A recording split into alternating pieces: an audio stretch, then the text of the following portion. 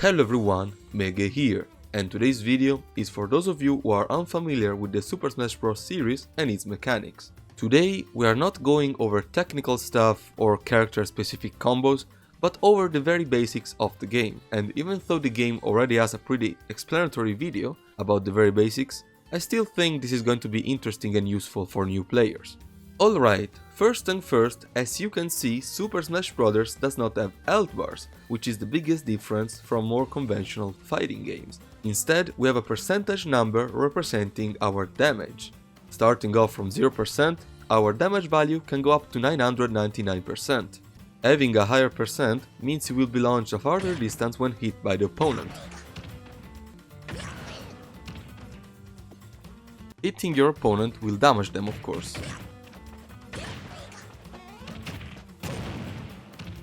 The goal of the game is to launch your opponent farther enough off the screen to score a KO. In other words, the game is about building up the opponent's damage percentage by hitting them and eventually launching them off the screen. Before looking at the ways you can attack in Super Smash Bros. Ultimate, let's look at movement, since it's a core part of the Smash Bros. Series. You can walk, creepy, run, or dash. You can also crouch and jump and double jump. Some characters have even more jumps. By the way, you can either short hop or full hop. And of course, you can drift in the air. Some characters, like Mario, can even wall jump. That's pretty much it about basic movement, but there is something else I want to cover, even though it's a little more technical. We won't go into the specifics on how it's done, but it is dash dancing, since you will see a lot of players do something like this. Or this. I won't go over its applications right now, but I still wanted to show it since it's a very common movement option. Alright, now that we have covered the basics of movement, let's also cover all of the attacks. Smash Bros. Has two main attacks button, normal and special. Let's go over normals first. We have jab, which is usually a series of attacks. We have tilt attacks, or strong attacks as the name calls them, which can be done in three directions. Forward tilt, down tilt, and up tilt. You can also dash attack. Next up, we have smash attacks, which are usually slower but more powerful and can be charged up. Just like tilts, we have three directions of smash attacks. Forward smash, down smash, and up smash.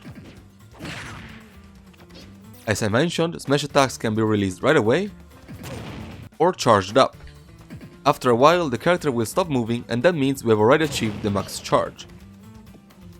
Also, something I want to talk about real quick before going over to aerial moves is sweet spot and sour spots.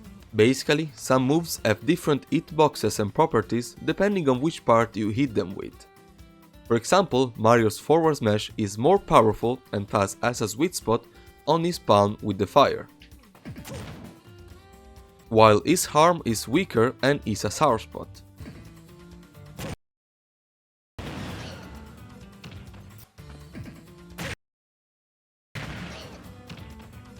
Alright, let's now move to aerial moves, which compared to ground attacks have more variations. We have neutral air, forward air, down air, up air, and back air. Another little note is that when an attack sends the opponent flying downward, that's usually called a meteor attack or a spike. Since we just mentioned aerials, before going to special moves, let's talk about another movement option that I didn't mention earlier, which is fast falling. Normally, your jump goes like this. But if you input the down direction at the apex of your jump, you will fast fall to the ground. This, as well, is a very important movement option. Alright, let's go over special moves, which are usually abbreviated. So neutral special would be abbreviated neutral B. Down special will be down B. Side special will be side B. And up special will be up B. Up special is especially important, since it's usually used to recover when off stage. In general, to recover, you will do a double jump and then up B. Of course, beside attacking, defending is also extremely important. The very basic defense move is shielding. Shielding can defend you against most attacks, however, while your shield is up, it will gradually deplete over time, as well as when it's hit by the opponent. Your shield will gradually regenerate while not in use. Also be careful, since if your shield is depleted completely, you will be shield broken. This leaves you in a stunned state, open for attack from your opponent. To beat a shielding opponent, you can grab them. After grabbing, you can pummel the opponent for additional damage. However, don't be greedy, as they will eventually break out. After a grab, you can throw the opponent in 4 directions: forward throw, back throw, down throw, and up throw.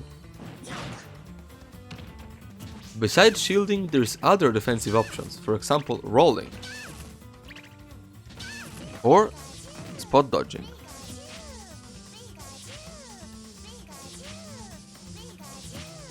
By the way, since we are at it, let's also mention that some characters have ways to reflect projectiles.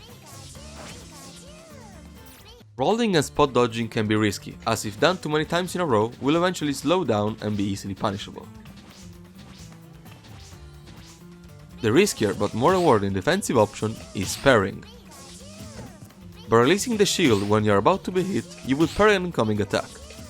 However, get the wrong timing and you will be likely hit. Parrying prevents any damage on your shield and gives you more time for a counterattack. Speaking of defense, when thrown off the stage and getting back near the ledge, you will automatically grab it.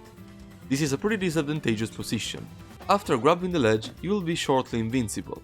However, if you leave the ledge and grab it without touching the ground, you will have 0 invincibility, so be careful.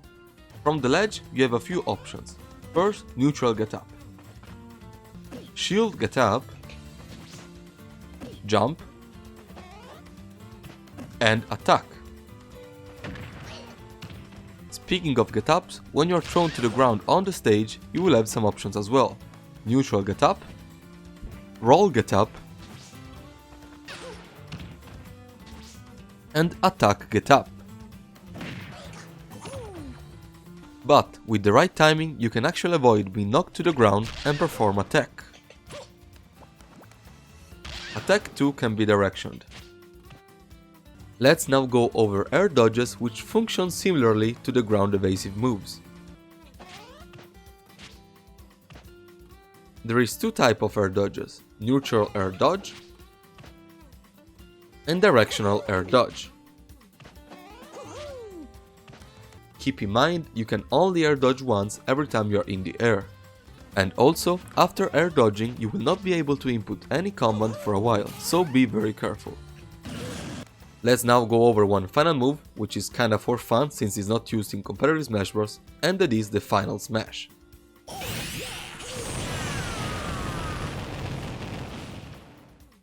I want to quickly go over combos. A combos is a series of attacks which are guaranteed after the first one. Like this, for example.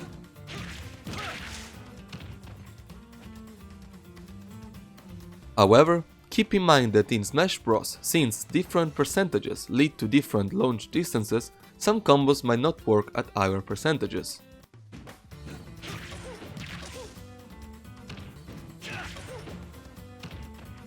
While others may.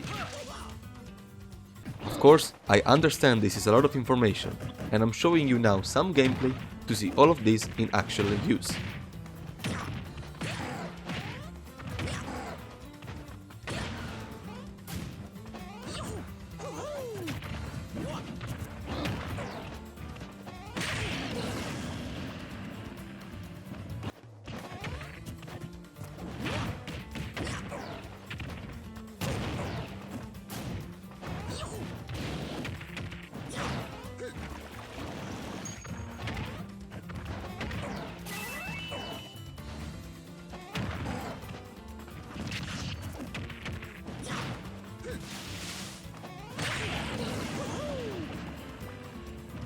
Something that you might have noticed, and usually surprises newcomers, is that you might have seen the players actually throwing out attacks while the opponent is nowhere near them at all. This is usually done to space out the opponent by trying to predict where they will be next. As mentioned in the beginning, beside movement, spacing is also extremely important in this game.